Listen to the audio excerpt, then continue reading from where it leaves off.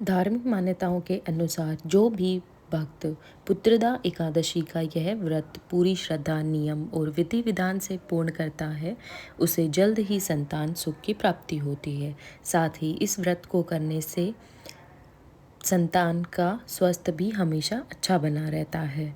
इसके अलावा लंबे समय से रुके हुए कार्य पूरे होते हैं, मनोकामना पूरी होती है, भगवान विष्णु की विशेष कृपा मिलती होती है। साल 2024 में जनवरी के महीने में पोष पुत्रदा एकादशी 21 जनवरी रविवार यानी आज के दिन मनाई जाएगी। इस एकादशी की में विधि विधान से भगवान विष्णु की पूजा करने से व्रत करने वाले की सभी मनोकामनाएं पूर्ण होती है।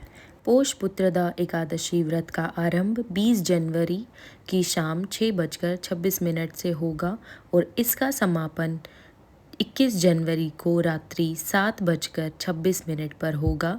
इसलिए हिंदू पंचांग के मुताबिक पुत्रदा एकादशी का व्रत 21 जनवरी रविवार के दिन रखा जाएगा। इस व्रत का पारण 22 जनवरी की सुबह 7:14 से 9:21 तक किया जा सकता है। पोष पुत्रदा एकादशी क्यों है खास, आइए जानते हैं। पोष पुत्रदा एकादशी जैसा कि नाम से स्पष्ट है कि पुत्र प्रदान करने वाली एकादशी मानी जाती है। साल में पुत्रदा एकादशी 2 बार आती है, पहले श्रावण मास में और दूसरा पुत्रदा एकादशी पौष मास में। यह एकादशी उन दंपतियों के लिए खास माना जा गया है जो संतान सुख से वंचित है। इस एकादशी का व्रत करने से दंपति की खाली झोली भी भर जाती है। कैसे करें व्रत, आइए जानते हैं। इस दिन व्रत रखकर स्नान ध्यान करके भगवान विष्णु की भक्ति पूर्वक षोडशोपचार विधि के द्वारा ओम नमो भगवते वासुदेवाय नमः इस अमोघ मंत्र द्वारा पूजन सामग्री अर्पित करना चाहिए। पूजन के मध्य भी इस मंत्र का जप करते रहना चाहिए। समापन के समय श्रद्धा भाव से इस मंत्र के द्वारा जनार्दन की प्रार्थना करना चाहिए। एकादश्यां निराहार स्थित्वाहं परयनि भोक्ष्यामि पुंडरीकाक्षं पुत्रं मे भवाच्युत। अर्थात हे कमल नयन भगवान अच्युत, मैं एकादशी को निराहार रहकर दूसरे दिन भोजन करूँगा, आप मुझे उत्तम पुत्र दें, ऐसी प्रार्थना करनी चाहिए। दिन भर सात्विक रहते हुए झूठ बोलने, क्रोध करने और दूसरों को हानि पहुंचाने से बचना चाहिए। इस प्रकार व्रत करके एकादशी के महात्म्य की कथा सुननी चाहिए। व्रत कथा।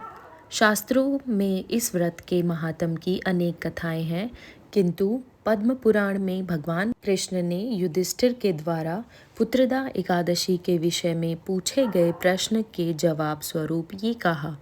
भगवती पुरी में राजा सुकेतुमान राज करते थे। उनकी रानी का नाम चंपा था। राजा सुकेतुमान के विवाह के बहुत काल बीत जाने पर भी कोई संतान सुख प्राप्त नहीं हुआ, जिसके कारण पति पत्नी सदा इस बात से चिंता शोक में डूबे रहते थे।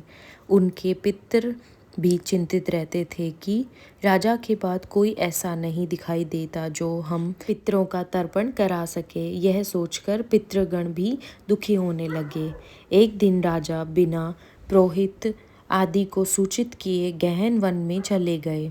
वहाँ जंगली जीवों को देखते और घूमते हुए कई घंटे बीत गए। राजा को भूख प्यास लगने लगी। निकट ही उन्होंने एक सरोवर देखा। उस सरोवर के चारों तरफ मुनियों के आश्रम बने हुए थे। वे सभी वेद पाठ कर रहे थे। उसी समय राजा के दाहिने अंग फड़कने लगे। राजा शुभ शकुन समझकर घोड़े से उतरकर मुनियों को दंडवत प्रणाम कर उनकी वंदना करते हुए बोले, हे महामुनि, आप कौन हैं? आपके नाम क्या है? आप लोग किस लिए यहाँ एकत्रित हुए हैं?